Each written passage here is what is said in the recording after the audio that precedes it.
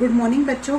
आज हम एक्सरसाइज 1.4 करने जा रहे हैं। ठीक है, देखो 1.4 में हमें क्या चीज बताई गई है कि बिना लंबी विभाजन प्रक्रिया के यानी बिना भाग किए यह बताना है कि ये जो परिमेय संख्याएं दे रखी है हमें, ठीक है, ये सारी क्या है, शांत या अशांत है। ठीक हो, ये चीजें मैंने वैसे सबसे पहली जो 1.1 कराई थी तो उसके बेसिक में ये चीजें बताई थी, मगर फिर भी मैं थोड़ा सा दोबारा से रिवाइज कराती हूँ।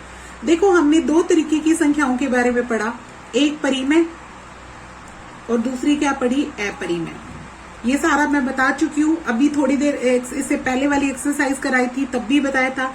इन्हें हम P/Q में लिख सकते हैं, ठीक है, और ये P/Q के बराबर नहीं होती, यानी हम इन्हें P/Q की फॉर्म में नहीं लिख सकते हैं। इसके बाद हमने पढ़ा था दशमलव प्रसार के बारे में। किसके बारे में पढ़ा था? दशमलव प्रसार के बारे में। देखो, दशमलव प्रसार में हमने क्या पढ़ा था, दो तरीके के हमारे दशमलव होते हैं। एक तो होता है शांत दशमलव, ठीक है, और एक क्या होता है, अशांत। दो तरीके के।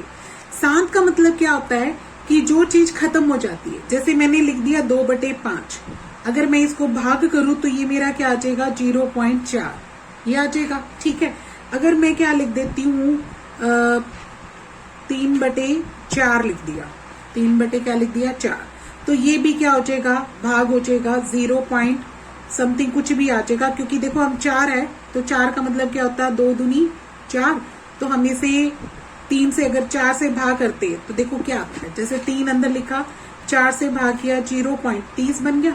ठीक है, 4 के पाड़े में 30 से छोटा क्या आएगा, 7 पे जाएगा, 28 आ जाएगा, फिर 2, फिर एक 0 लगा लेना, 20 बन गया, फिर ये किस पे जा रहा है, 5 पे, तो ये पूरा हो गया, यानी 0.75 आ गया बच्चों ये। ठीक है, तो हमने क्या देखा कि नीचे 5 आया, 4 आया, तो ये क्या हो गए, शांत हो गए। ये क्या हो गए, शांत। शांत का मतलब जिसमें दशमलव को आप गिन सकते हो, ये खत्म हो गया। ठीक है, तो हमने ध्यान रखना है कि इस तरीके के एक्सपेरिमेंट से ये पता लग गया कि जिनके नीचे 2, 5 या 10 का मतलब कैसे आ जाएगा, अगर मैं लिख दूं 8/10 लिख दिया, ठीक है, तो इसका मतलब क्या आ जाएगा, 0.8। इसका मतलब क्या हुआ कि नीचे 2 भी आया और क्या आया, 5 भी आ गया। तो अगर 2 आए या 5 आए या दोनों आए तो हमारे दशमलव प्रसार कैसा होगा, शांत होगा। कैसा होगा, शांत। तो आपने याद रखना है कि अगर आप ऐसे P/Q की बात करें, कोई भी परिमेय संख्या की बात करते हैं, कोई भी परिमेय संख्या की बात करते हैं, अगर उसका Q यानी जो अपना क्या बोलते हो, डिनोमिनेटर, ये अंश होता है, ये क्या होता है, हर। जो भी हर है, हर हमारा क्या है, Q। ये जो हर Q है वो क्या होना चाहिए, 2 की पावर में या 5 की पावर में या दोनों की पावर में, दोनों की पावर में होना चाहिए, यानी 2 और 5 की गुना करके कोई घात आए। ठीक है, तो ऐसे में कुछ होता है तो उनको क्या बोलते हैं, आप पास शांत दशमलव बोलते हैं। क्या निकलेगा, शांत दशमलव। यानी हमने देख के बता सकते हैं कि ये शांत बनेगा या अशांत बनेगा। वो किससे पता लगेगा, उसके Q को देख लेना, यानी उसके हर को देख लेना। अगर उसका हर 5 की घात में, ठीक है, या 2 की घात में, यानी अगर मैं लिख दूं 3/125 तो ये भी क्या बनेगा, शांत। कारण क्योंकि हम 125 को 5 की घात 3 लिख सकते हैं। ठीक है, तो हमेशा ध्यान रखना कि आप उसका हर देखना है सबसे पहले। अगर हर में क्या है, 2 की घात आए, 5 की घात आए या दोनों की घात आए, तो उस केस में क्या हो जाएगा, ये कौन सा दशमलव प्रसार बनेगा, शांत। शांत समझ जाओगे। ठीक है, अब दूसरा प्रसार कैसा होता है, अशांत। अशांत के 2 तरीके होते हैं। अशांत में क्या होता है, अशांत आवर्ती भी हो सकता है या अनावर्ती भी हो सकता है। ठीक है, आवर्ती का मतलब क्या होगा कि वही चीज रिपीट होगी। वही चीज रिपीट का मतलब, जैसे अगर मैंने लिख दिया 1/7 तो इसमें क्या आएगा, इसकी वैल्यू आती है 0.142857। ठीक है, और यही अक्षर क्या आएगा, बार बार आएगा, 142857 ऐसे चलता जाएगा। ठीक है, तो हम इसे 0.142857 के ऊपर क्या लगा सकते हो बच्चों, बार।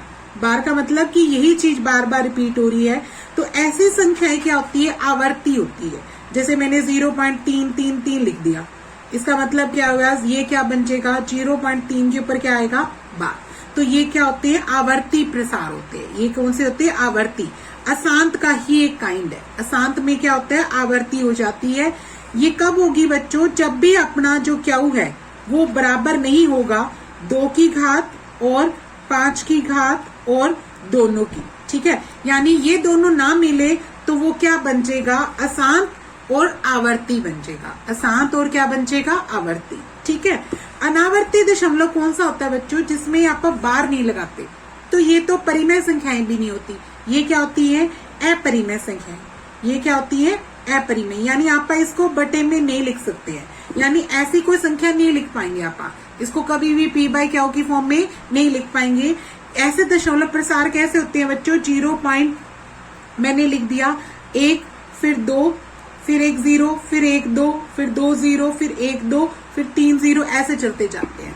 खत्म भी नहीं होते हैं, यानी ये अशांत भी होते हैं, लेकिन इनमें क्या होता है, वही अक्षर रिपीट नहीं होता है, यानी आप इसमें बार नहीं लगा सकते। और ये अपरिमेय संख्याओं के रूप में नहीं मिलेंगे।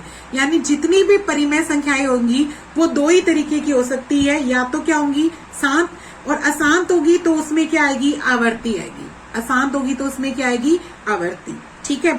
तो हमने यही एक्सरसाइज में पढ़ना है बच्चों। इन्हीं 3 चीजों के बारे में जानता है कि एक तो ये पूछेगा कि ये परिमेय है या अपरिमेय है, या फिर शांत और अशांत कौन सी है। ये दोनों दशमलव आप किससे पता करेंगे, उसके क्यू को देख के। अगर क्यू 2 की घात 5 की घात या दोनों की घात होगा तो उसे क्या बोल देना, शांत। और अगर नहीं होगा तो उसे क्या बोल देना, अशांत आवर्ती। क्या बोलोगे, अशांत आवर्ती, ठीक है। या अनवसानी भी लिख देते हैं तो आप वो समझ जाना कि दोनों का मतलब क्या है, एक ही है, ठीक है। अशांत भी लिख सकते हैं या क्या लिख सकता है, अनवसानी आवर्ती, ठीक है। दोनों का मतलब सेम है बच्चों, चाहे तो आप अशांत लिख सकते हो या अनवसानी आवर्ती भी लिख सकते हो। अशांत आवर्ती दशमलव भी लिख सकते हो या क्या लिख सकते हो, अनवसानी आवर्ती दशमलव, ठीक है। अब एक्सरसाइज की बात करो। एक्सरसाइज 1.4 का जो पहला सवाल है, इसमें हमें क्या कहा है कि बिना लंबी विभाजन विधि के, यानी आपको भाग नहीं करके दिखाना और बिना भाग के ये बता दो कि ये शांत है या अशांत है, ठीक है। तो इसको कैसे कराएंगे, देखो इसको सबसे पहला भाग कर रही हूं मैं, 13 बटे क्या है, 3 1 2 5। सबसे पहले देखो कि नीचे जो क्यू है, ये जो हर है वो 3 या 2 या 5 की घात में तो नहीं है। उसके लिए पहले आप इसको क्या करना पड़ेगा, इसके प्राइम फैक्टर करके देखने पड़ेंगे, इसके गुणनखंड करके देखने पड़ेंगे। करो गुणनखंड। ये 5 के भाड़े में जाता है 625 पे, फिर 5 के भाड़े में 125 पे, फिर 5 के भाड़े में 25 पे, फिर 5 के भाड़े में 5 पे और 5 के भाड़े में 1 पे। तो ये 5 की घात कितनी तैयार होगी बच्चों, 5 की घात 5 तैयार होगी, ठीक है। तो इससे देखो, मैंने अभी तुम्हें एक बात बताई कि जो अपना नीचे वाला हर क्या हो, 2 की घात या 5 की घात, तो दोनों में से अगर मिल जाता है तो हम इसे क्या बोलते हैं, इसे बोलते हैं 7 दशमलव। ये क्या बनेगा, 7 दशमलव, ठीक है। ये 7 दशमलव प्रसार है।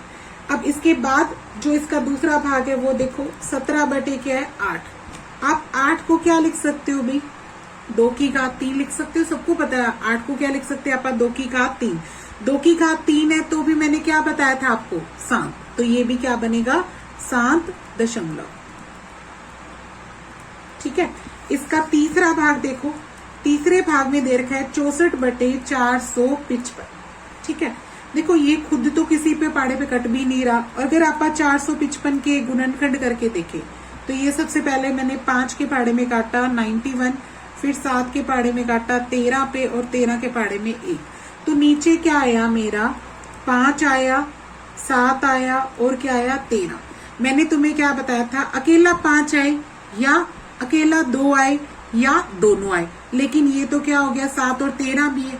इस वजह से ये क्या बनेगा, अशांत आवर्ती दशमलव, ठीक है। आवर्ती दशमलव लिख सकते हो, ओके। अब नेक्स्ट देखो फोर्थ पार्ट। फोर्थ पार्ट में कहता है 15 बटे क्या दे रखा है, 1600। सबसे पहले तो क्या करो, इसको काट लो, जितना कटता तो काट लो। इसमें तो कट नहीं रहा था, इसमें कट रहा है। जैसे मैंने इसको 5 के बारे में काटा तो ऊपर मेरा आया 3, ये आया 5 3 15, 5 दूनी 10 और 0, ये बन गया मेरा 3/320। अब मैं 320 के क्या करूंगी, गुणनखंड करके देखूंगी। जैसे ये 2 के पाड़े में काटती हूँ तो ये जाता है 160 पे, फिर 2 के पाड़े में 80 पे, फिर 2 के पाड़े में 40 पे, फिर 2 के पाड़े में 20 पे, 2 में 10, 2 से करती हूँ तो 5, फिर 5 से करती हूँ तो 1। ये आया 1 2 3 4 5 6, ये मेरा बन गया 3/2 की घात 6 आई और 5 की घात क्या आ गई, 1 आ गई। ठीक है, तो अब इसका मतलब क्या हुआ बच्चों कि 2 आ रहा है, 5 भी आ रहा है, दोनों ही आ रहे हैं। तो इसका मतलब ये क्या बनेगा, 7। ये क्या बनेगा, 7 ठीक है। अब नेक्स्ट देखो, इसका जो 5th पार्ट है 29 ओवर क्या दे रखा है, 343। अब 29 को 29 लिख दो, ये बनता है 7 की घात 3। अगर आप 343 के गुणनखंड करें, ये 7 के पाड़े में जाएगा 49 पे, 7 के पाड़े में 7 पे, 7 के पाड़े में 1, तो ये क्या आ गया, 7 की घात 3। 7 की घात 3 का मतलब 2 और 5 तो नहीं है ना, तो ये भी क्या बनेगा, अशांत आवर्ती। ठीक है। अब नेक्स्ट देखो, जो 6th पार्ट है वो दे रखा है मुझे 23/2 की घात 3 और क्या दे रखी है, 5 की घात 2 दे रखी है। 2 की घात तो क्या है हमारी 3 है और 5 की घात क्या दे रखी है, 2। इसको क्या करेंगे बच्चों, आप 2 की घात 3 और 5 की घात 2 में 2 भी आ रहा है, 5 भी आ रहा है, तो इसका मतलब ये क्या बनेगा, 7। ये क्या बनेगा, 7 . अगला देखो, इसका जो नेक्स्ट पार्ट है 7th पार्ट। देखो 7th पार्ट में क्या कहता है, 129/2 की घात 2, 5 की घात 7 और 7 की घात क्या दे रखा है, 5। यहाँ 2 है, 5 है, परंतु 7 है, इस वजह से ये क्या बनेगा, अशांत बनेगा। ये क्या बनेगा, अशांत आवर्ती दशमलव। ठीक है। इससे अगला देखो, इसका जो 8th पार्ट है, ये दे रखा है मुझे 6/15। इसको मैं 3 के बारे में काट सकती हूँ ना, 3 दूनी 6, 3 5 15, ये क्या आया, 2/5 और 2/5 की वजह से ये क्या बनेगा, 7 बनेगा। ये भी क्या बनेगा, 7 . ठीक है। अब नेक्स्ट देखो, इसके बाद 8th पार्ट हो गया। 9th पार्ट देखो, 9th पार्ट में हमें दे रखा है 35/50। ये 5 के बारे में कट रहा है, ये 7 पे और ये 10 पे, तो 7/10 का मतलब 2 भी आया, 5 भी आया, तो ये भी क्या बनेगा, 7 . ठीक है। अब नेक्स्ट देखो, इसके बाद इसका जो लास्ट पार्ट है 10th पार्ट। 10th पार्ट में हमें क्या कहता है, हमें दे रखा है 77/210। ये 7 के बारे में कट रहा है बच्चों, 11 और ये कट गया 30। ये 11 क्या आया, 30। अब 30 के गुणनखंड करके देखो तो आप 30 किसके पाड़े पे जाता है, पहले 2 के पाड़े में जाएगा 15 पे, 3 के पाड़े में 5 पे, 5 के पाड़े में 1, तो 2 आया, 3 आया और 5 आया।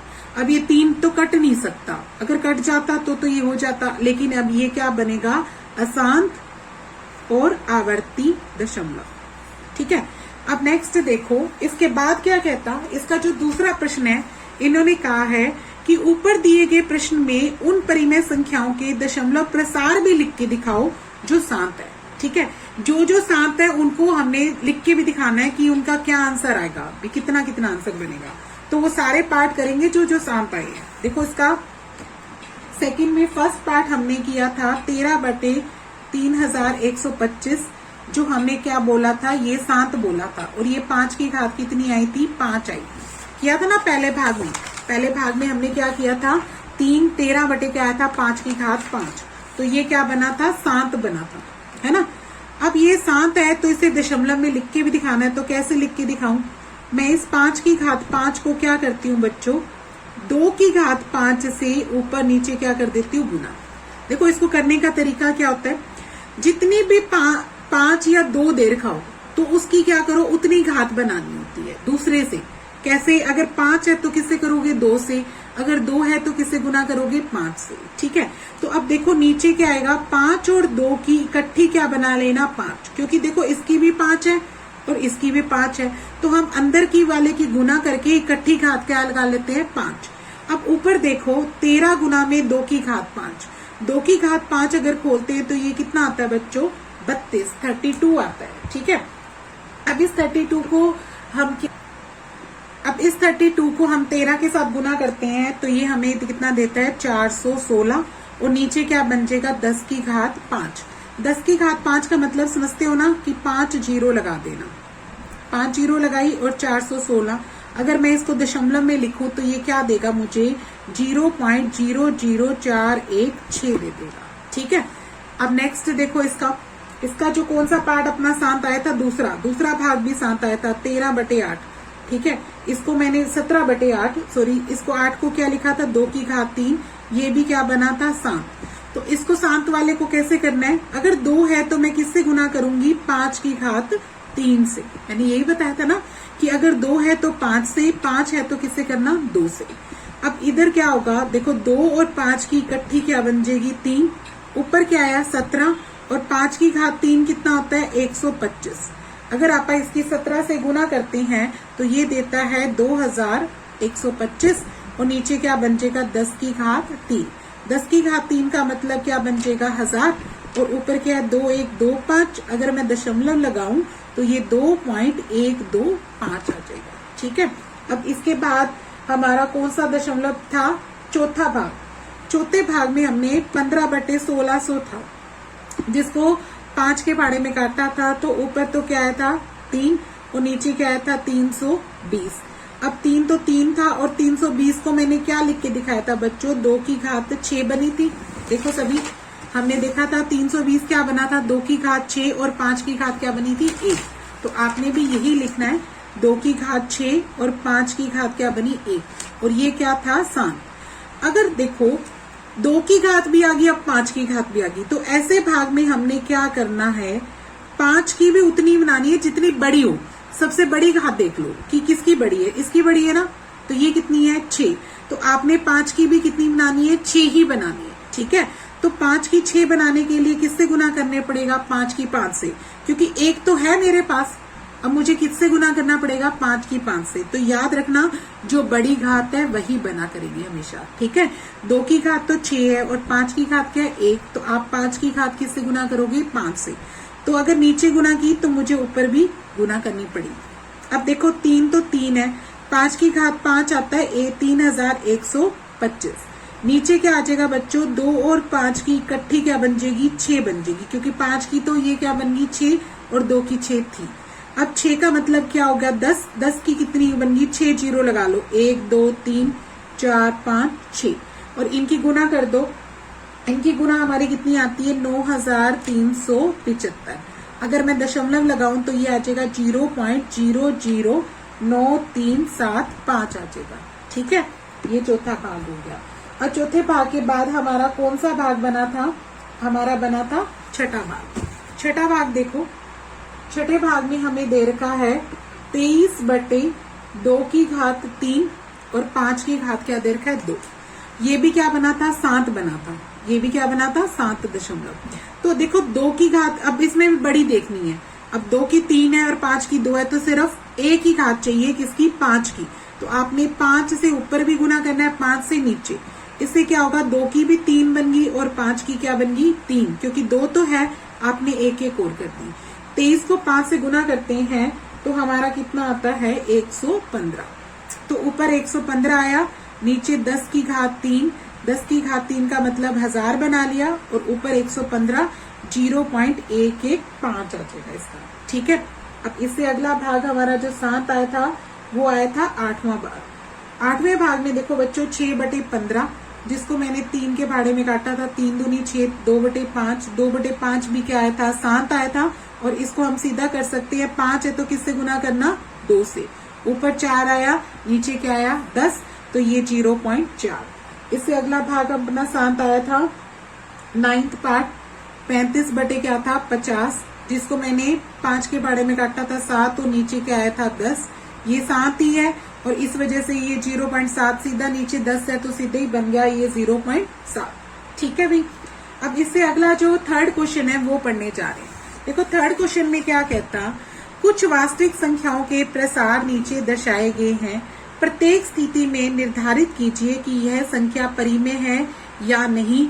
यदि परिमेय है तो उसे p बाय क्यू के रूप में लिखने पर क्यू के अभाज्य गुणनखंडों के बारे में भी बताइए। ठीक है, देखो इसमें कैसे, इसके बारे में बता चुकी हूँ वैसे मैं। देखो पहला भाग देता है 43.1 2 3 4 5 6 7 8 9। ठीक है, अब ऐसे दशमलव में साफ पता लग रहा है कि हम इसका अगर दशमलव हटाएं तो यहाँ कितनी जीरो आएगी बच्चों? 9 जीरो आएगी। 9 अक्षर है ना, तो 1 2 3 4 5 6 7 8 9, 9 जीरो आ गई। साफ पता लगता है ये 2 और 5 की गुणज है, यानी ये क्या बनेगा? 2 की 9 बनेगा और 5 की भी क्या बनेगा? 9, यही बनेगा। ठीक है, इसका मतलब क्या हुआ कि ये क्या बनी? बताओ ये क्या बनी? परिमेय है कि अपरिमेय? ये बनी परिमेय संख्या। लिखेंगे हाँ, यह परिमेय संख्या है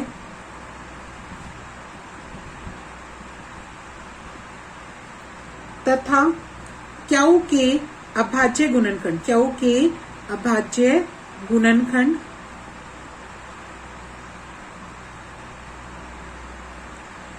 दो और 5 की घात और 5 की घात में है। ठीक है, 2 की घात में है या फिर और साथ में क्या है? 5 की घात, दोनों में। अब दूसरा देखो बच्चों, 0.1201, फिर 2, फिर 2 जीरो, फिर 1, फिर 2, फिर 3 जीरो, फिर 1 2, फिर 4 जीरो। ऐसे दशमलव को मैंने क्या बताया था? ये क्या है? अनावर्ती है, यानी इसमें रिपीट नहीं हो रहा। तो ये क्या नहीं होती हैं? ये परिमेय संख्याएं तो होती नहीं है। लिखेंगे यह अपरिमेय संख्या है, यह अपरिमेय संख्या है। ठीक है, इससे अगला देखो थर्ड पार्ट, 4 3.1 2 3 4 5 6 7 8 9। लेकिन इसके ऊपर क्या लिखा हुआ है बच्चों? बार। देखो बार वाली अक्षर मैंने क्या बताया था? हाँ, ये क्या होती है? परिमेय संख्याएं होती हैं। क्यों? क्योंकि हमने 9th में पढ़ा था 0.3 फिर बार, इसको आप क्या लिख सकते हैं? 3/9 के रूप में लिख सकते हैं। ठीक है, तो ये क्या लिखेंगे? हाँ, ये है परिमेय संख्या है। परंतु बच्चों इसमें क्या होता है? जो इसका जो क्यू यानी जो नीचे आएगा वो 2 या 5 नहीं आएगा, वो क्या आएगा? इसके अलावा आएगा। 2 और 5 के अतिरिक्त गुणनखंड बनेंगे। ठीक है, तो यहाँ पे क्या लिखेंगे? क्यू के अभाज्य गुणनखंड 2 या 5 के अतिरिक्त एक और गुणनखंड होगा, एक और गुणनखंड होगा। 2 और 5 भी आ सकते हैं या इसके अलावा आएंगे। ठीक है, 2 और 5 के अतिरिक्त एक और गुणनखंड होगा। ठीक है, इस तरीके से आपने एक्सरसाइज को कंप्लीट करना है। ओके।